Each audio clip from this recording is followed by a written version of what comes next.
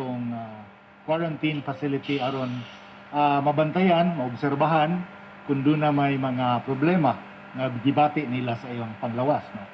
So karong adlaw, May 8, 2020, aduna kitay 33 ka igsuon nga anaa sa home quarantine. No? Sa kinatibuk-ang lalawigan sa Bohol, 33 lamang ang atong gipahimutang sa ilang tagsa-tagsa ka panimalay, apan be assured that these persons are being daily monitored sa atong mga barangay health emergency response team, kining BHERT, o atong barangay official o supervised by a midwife. Sa atong mga facility, kaning facility nga dili sa balay, apan gipahimutang with specific protocol nga gihimo, adunay 12 ka mga igsuon nato on facility quarantine, probably barangay quarantine or municipal quarantine or city quarantine. Kunya ang labing dako nagpabilin nga ng labing dako nga pundok kadtong atong mga igsuon nga overseas Filipino workers who number 65. So kung atong itotal ang facility og OFW, 70 city ang atong mga kaigsuonan na PUM under facility quarantine. Okay, akong isunod og taho ang kondisyon o sitwasyon sa atong mga OFW sa tuto ka mga quarantine facilities sa atong lalawigan sa Bohol. No? Unahon ako, sama sa naandan, akong itaho ang ilang mga temperature tungod kay kaduha sa matag adlaw ang atong mga nurses on PPE kanunay gyud nga monitor sa ilang temperature to detect if somebody will be developing fever or other symptoms. Sa Mercedarian, once again, 17 ka igsuon nato nga OFW ang naa sa Mercedarian. The lowest temperature was 36.4 and the highest temperature recorded is 37.2 degrees centigrade. Ngadto sa Roman Empire, aduna tay 25 ka mga OFW. Ang labing mubo nga temperature nga nakuha dito is 36.4 degrees Celsius. Ang pinakataas is 37.3 degrees Celsius. Dito sa Crab House Restaurant, Crab House Hotel, adunay 23 ka mga OFW nga atong gi-monitor dito o gi-isolate o gi-quarantine. Ang labing ubos nga temperature, body temperature was 36.4 ug labing taas is 37.5. So kanilang tanan walay ni usa kanila nga nagpikitag sintomas sa hilana. Ang Crab House lamang nagpabilin ang tuto nato ka mga igsuon nga duna gihapoy gibate nga sipon. Apan gitagaan naman ni sila og mga common decongestant aron pag-relieve sa ilang mga sintomas.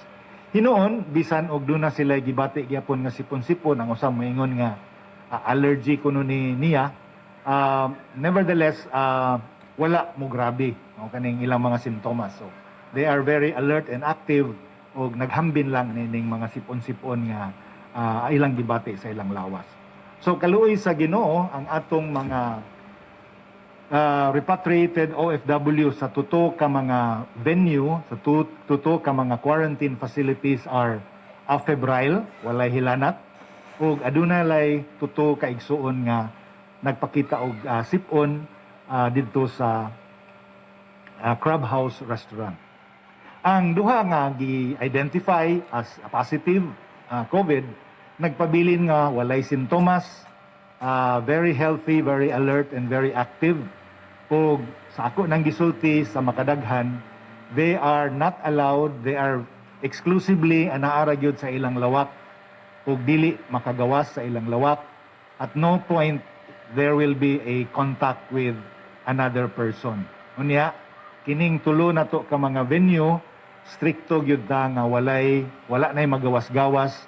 Ang mga nag-duty dito ng nurses is kuyog na sa atong mga OFW, naghimo pod sa 14 ka adlaw nga facility quarantine. No?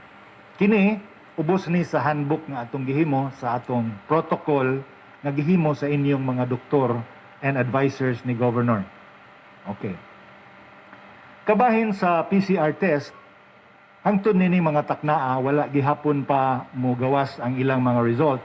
niya ko'y initial nga nakita nga napulo ka result gikan sa Bohol, 10 results, 10 negative PCR results from Bohol apan gikan kini sa atong mga kalungsuran pa kadtong mga mass testing bitaw kainom mo. So doon na tayo gi-mass test, daghan ni adto lungsod sa San Isidro, dunay usa sa Antiquera, ubang mga kalungsuran. A total of 10 negative results mao pay initial na kong nakita hangtod nagsugod ta niining atong press briefing. So rest assured nga kung doon na may moabot later today or this evening, sa way paglangan ato dayon nga ihatag sa tanan nga mga media outlets ang resulta no sa atong gipakita nga test. But ako sab nga usbon nga walay diferensya, ma-positive, ma-negative ug unsa man, we are ready, no? Andam hitsas hipno ang tanan nga mga gipahigayon nga protocol nga dili mahimong mukuyanap. Gihimo ni adtong Pebrero 18, 2020 karon tuiga didto sa Stockholm, Sweden. Okay? European Center for Disease Control study done in Stockholm, Sweden, February 18, 2020. Unya sa maong study, nakakuha sila og sample sa coronavirus ug unya ilang gitistingan sa musunod nga mga solutions. Number 1, 70% alcohol. Number 2, sodium hypochlorite o Zonrox nga dilute sa tubig. Number 3, betadine solution. Number 4, benzalkonium chloride. Kining benzalkonium chloride, ako surgeon man ko kaniadto, mao ni ang solution nga among gamiton sa pag-sterilize nianang among mga scalpel, forceps, mga gamit sa usa ka pag-opera sa pasyente. So, benzalkonium chloride or the brand name, a popular brand name ni is Zephyran. Unya formaldehyde or formalin. So akong usbon, a comparative study was done on coronavirus in Stockholm, Sweden on February 18, 2020 using 70% alcohol, sodium hypochlorite or Zonrox, betadine solution, benzalkonium chloride o formalin. Mao kini ang resulta sa ilang test. Within 1 minute from contact sa 70% alcohol, namatay ang coronavirus. 1 minute contact after exposure to 70% alcohol. Ang musunod nga mga solutions, 5 minutes after contact with Zonrox solution, betadine solution, benzalkonium chloride o formalin, a little over 5 or ang Zonrox is 5 minutes, ang uban 5 minutes kapin, namatay sad ang coronavirus. So this is a reputable study, dependable and good study sa epekto sa mga disinfection solution sa kagaw. No? So within 5 minutes wala na. So kadtong commercial bus nga gigamit nato pag-transport, be assured nga within 5 minutes gani kaduha pa nato gidisinfect nato kasa giutrohan pag yun nato disinfect paglakaw na sa mga OFW. And if we look at the studies that were done by respected experienced scientists, within 5 minutes gigamit ang benzalkonium chloride, wala na'y nabuhi pa nga coronavirus. Pero gihukman na lang namo sa provincial government, sa PIMA, nga dili na namo gamiton ang mga commercial para paglikay na lang sa mga komentaryo sa atong mga kaigsunan, kahingawa o kahadlok sa atong mga kaigsunan. Beginning the next batches, ang among gamiton mga government vehicles na ang among gamiton sa pagtransport sa atong mga OFW. Apon akong sublion nga dili na unta kita maghimo pa og kahadlok tungod kay very reliable naman ang atong panglimpyo o pag-disinfect sa atong mga hugaw. So hinaot usab ang uban nga nakasaksi nining atong briefing nga pareho pod kung i-disinfect nato ang mga putos sa mga kinan-an sa mga OFW, no, atong namantay mga sobra sa ilang gikaon, mga ang ilang mga pack lunch, ato na silang gi-disinfect pod sa standard solutions, the same efficacy can be expected. So dili lang tingali ta mapalabian og maghadlok kaayo kay kita sa atong provincial government, sa atong PIMA, nagpahimutang man nga dili gyud mabutang sa peligro ang atong lalawigan sa Bohol. Laing pangutana, dili ba di ay mahimo ang LGU na lang ang mudawat ug mo-monitor sa mga stranded para sad madali kaysa abtan tagpila ka tuig gamay ra ang inyong pasudlon.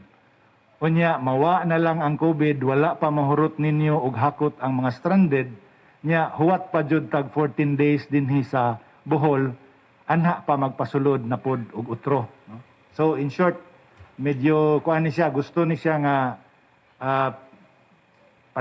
pasudlon gyud tanan, no? Dungan og sod ang tanan nga na stranded paingon sa atong lalawigan sa Bohol, no? Once again, ang atong approach gud ining sakita, di taangay kagahapon nakasaksi mo sa pagpasabot ni Dr. Mutia Macuno, Chief sa Governor Celestino Gallares Hospital, dili gyud angay nga mo kumpiyansa ta niining maong virus, no? Bisan tuod og gibutang ta tingali karon sa General Community Quarantine, og si Dr. Macuno pa dili mo basag libro ning maong virus, naagihapon ni siya og every little opportunity nga muhimo siya kadaot og sakit sa tao naagyud expected. So kining atong mga lakang pagpahimutang calibrated ang atong pagpasud og mo-demand gyud ta og mga negative PCR tests, kining tanan aging tubag ni sa atong giingon nga kapasidad, gi-proportionate ni siya sa kapasidad sa atong pinanggang lalawigan sa Bohol. Pilay gidaghanon sa atong mga ventilators, pilay gidaghanon sa atong mga kwarto, ang mga lawak, ang mga available beds, ug among gibutang gyud sa sigurado ang atong pagpahimutang, no? One thing manggod in a home quarantine pagkakaron is labi na kay taas pa kaayo ang mga kaso sa atong mga silingan nga lugar. Kasagaran gud nga mga lugar nga magagikan ang atong mga kaigsuonan is from the Cebu City or Manila, nahibaw naman ta nga taas pa kaayo ang kaso. So risgo kaayong dako, no, kung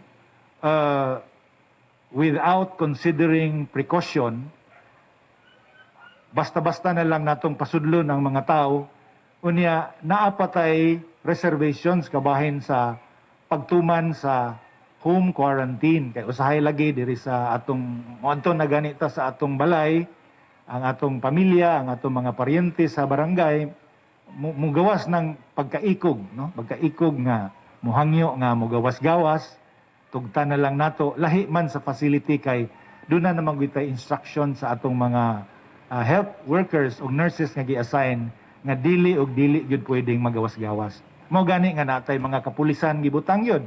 In every quarantine facility kung inyong obserbahan, gibutang yun nato ang mga PNP officers because violation of the quarantine protocol will mean penalties, no? So dili gyud nato pa kumpiyansahan pagkakaron. Tingali moabot ra ang panahon nga ang mga kaso sa atong mga silingang lugar medyo makakita-kita og mga pag-stabilize or kining gitawag nila in English og flattening of the curve.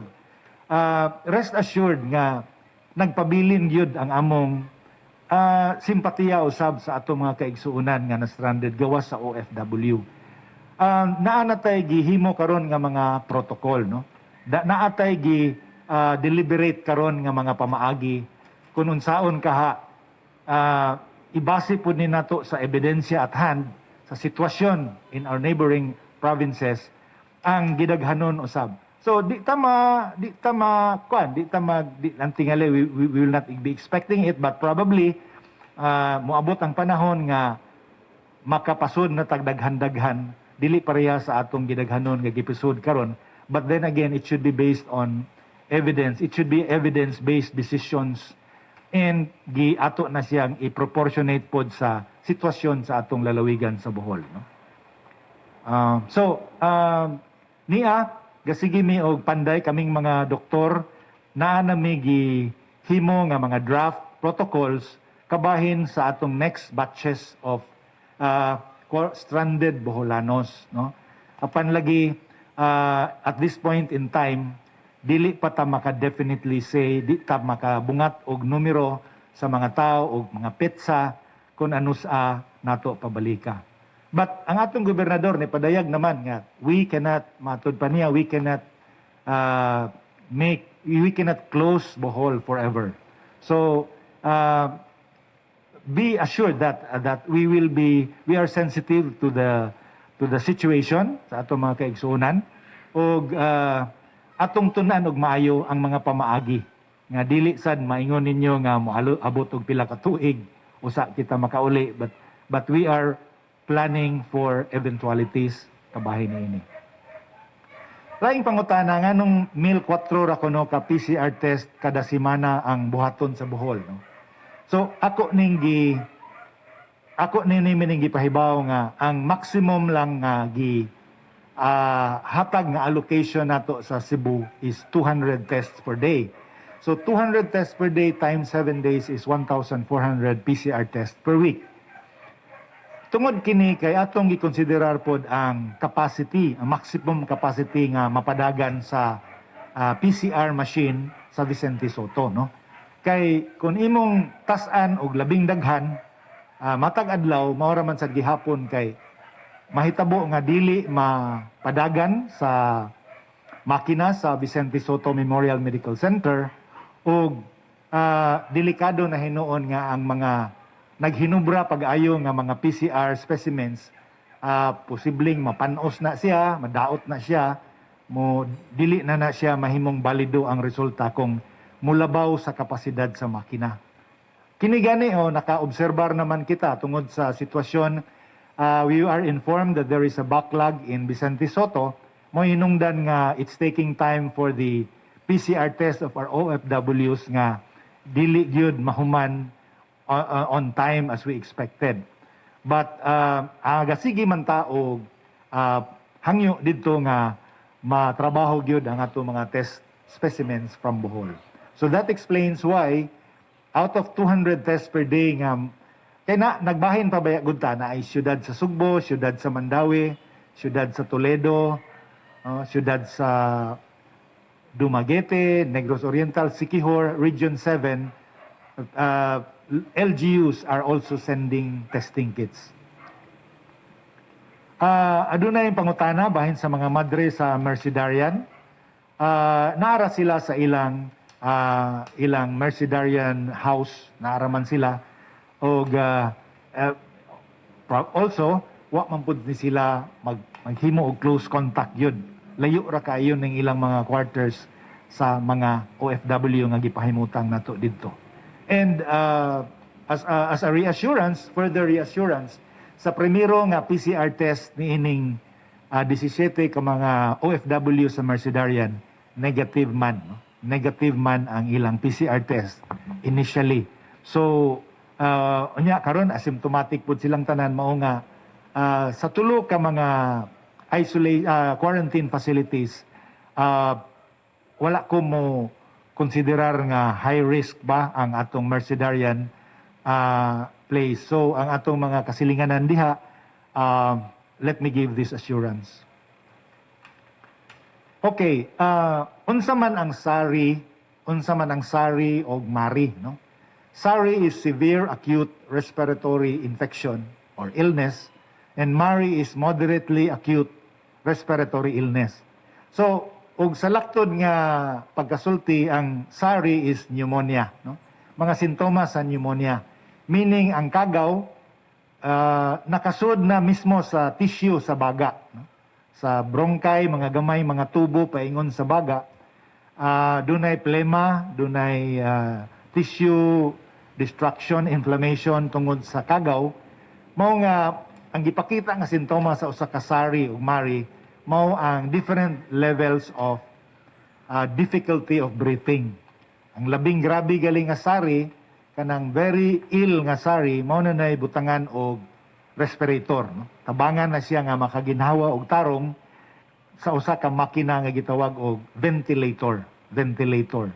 So mao na ang siya ang sari ug mari. Usa ni ka end effect of a COVID infection. Apan ako budusab nga pahibaw nga ang sari ug mari dili po ni siya, it could be caused by other bacteria also. It could be other viruses, other causative organisms, ang sari ug mari. Unya, karon manggod, dili po ta mahibong kay tungod lagi kay COVID season. Nagaling mo ingon nga sari sa Galyares, dako na kaayong istorya ug dako na kaayong kahadlok sa atong mga katawhan. Well, ato masabot man sad taniini tungod kay naalagi COVID karon panahona. Pero let me give to you the statistics for the past 3 years. No? Akong ihatag ninyo ang gidaghanon sa sari cases in Bohol sa wala pay COVID. No? Naaman tay section diri sa PHO nga ato puning gisumiter regularly to Manila. Mao ni ang mga sari cases, the number of sari cases in Bohol before COVID. Sa tuig 2017, ang Bohol adunay 9,081 ka sari cases. So, ug imo nang i-average matag buwan ang tibuok Bohol adunay 750 ka pneumonia or sari cases in Bohol. The following year, in the year 2018, ang Bohol nakakuha og 7,086 pneumonia or sari cases in Bohol. Ang average niya na, ang imo nang i-average in 12 months, kada buwan adunay 590 pneumonia cases all over Bohol. Og sa miaging tuig 2019, ang Bohol nitala og 8,257 ka pneumonia or sari cases. So matag bulan adunay 688 pneumonia cases every month sa miaging tuig 2019. Mao nga kanunay kong moingon sa atong mga briefings nga wala ko makugang gyud sa sari. Kining mga kaso og sari nato sa Bohol, wala ko makakita og increase or spike in the number of sari or pneumonia cases in Bohol. Wala ko makakita og saka. So sa ako na pong kanunay nga ipaambit ninyo, ang Bohol lahi sa uban nga mga lugar. Kay kung tanawon nimo sa usa ka graph ang sari cases in Bohol, it's really flat. Flat lang gyud ang incidence of pneumonia cases in Bohol. Tungod kay akong balikon in 2017 9,081 sari, 2018 7,086 sari, 2019 8,257 sari cases. So ingon sab niini gihapon ang dagan sa sari sa Bohol karong tuig 2020. So we are not looking at a spike or an alarming or whatever. In fact, ga-flat lang gihapon. The usual numbers of pneumonia cases is what we are experiencing now in Bohol. So hopefully makahatag ni nato og reassurance that we are not really infected with an alarming number of pneumonia cases in Bohol. But then again, I really understand pod nga whenever there is a sari that is reported admitted at Galyares or in any of the private hospitals, medyo usahay mo kusog ang atong social media, mo share o mo hatag, and then ang mga tao hinuon ang epekto medyo makugang o mahadlok, which is not dili po unta kayo maayo kay dili na mahimong insakto ang reaksyon nato sa prevention sa sakit. Okay, ngano man nga ga-impose man ta og 14 ka adlaw nga quarantine. Nganong di man 21 ka adlaw, no? Nganong di man 21 ka adlaw. Okay, let me cite to you a study of the Center for Disease Control sa Amerika. Kung ilang gistudyuhan ang virus, kining coronavirus, no? Ilang gikuha ang mga kaso ang mga kaso nga nahibaw man tanong nga libo-libo na gyud ang kaso sa Amerika. But while the cases are coming out in the USA, in parallel gahimo sila og pagtuon, no? Specifically, gatuon sila sa incubation period sa COVID SARS or SARS-CoV-2, no? Nga sa COVID-19 virus. Unya sa ilang pagtuon, ang incubation period sa coronavirus, ang average incubation period is 5 ka adlaw. Meaning, gikan sa pagtakboy sa sakit nimo, makahanggab ta lugar sa Mayo 1 ni adtong Piestas Tagbilaran, nakahanggab ka og coronavirus, ang average niya na is after 5 days, mugawas ang sintoma, incubation period. Incubation period means that period of time from initial exposure to the virus to the period nga naka-replicate na o nidaghan na ang virus nga maka-epekto na siya og ubo, sipon, hilanat, no? You start to shed, in English pa shed, S-H-E-D.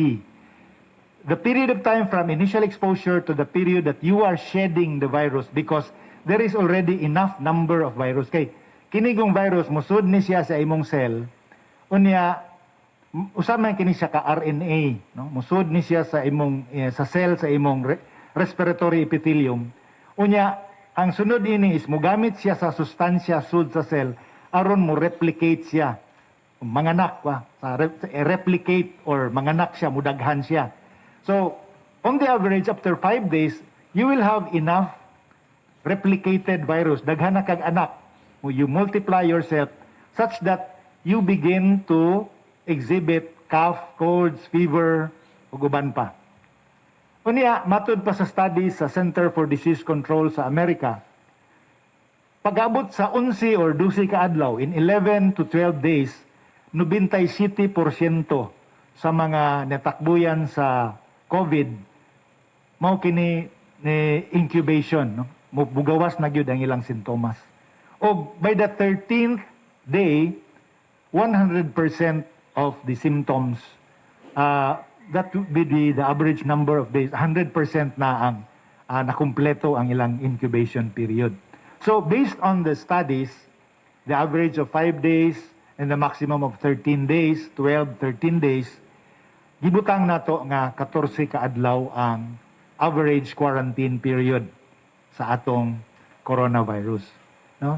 Doon naman tingay tayo mabasa nga 21 days na pagaling ni post og 49 days. These are very small exceptions tingali, but yet kinahanglan pag i-validate kay sama kay kitang tanan good tungod kay bag-o kay ning mao nga virus. Gasigi pa kamulo pa og estudyo gani, even the brightest and the most seasoned epidemiologists and scientists are still in the process of studying further. So far, ang ilang na proven is kining atong 14 days incubation period, but we are always keeping an open mind.